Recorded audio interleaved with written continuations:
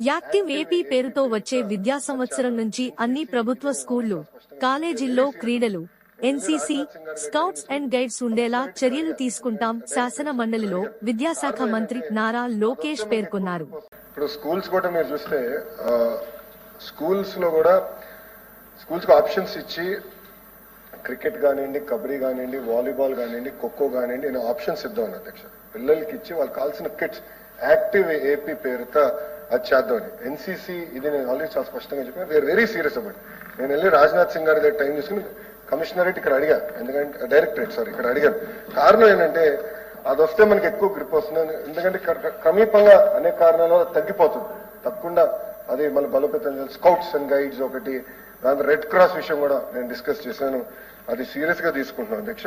మనం ఏంటంటే active AP project కింద వచ్చే అకాడమిక్ ఇయర్ నుంచి, ఎందుకంటే బొత్స గారు కూడా బాగా తెలుసు, మిడ్ అకాడమిక్ ఇయర్ నిర్ణయాలు తీసుకోకూడదు. పిల్లలు ఇప్పుడు ఎస్పెషల్లీ ఎగ్జామ్ టైంలో తీసుకుని డిస్టర్బ్ అవుతారని నెక్స్ట్ అకాడమిక్ ఇయర్ నుంచి యాక్టివ్ ఏపీ పేరుతో we going to take it very seriously.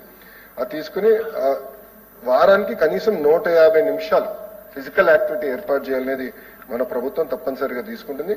School grounds అన్ని మ్యాప్ చేస్తాం.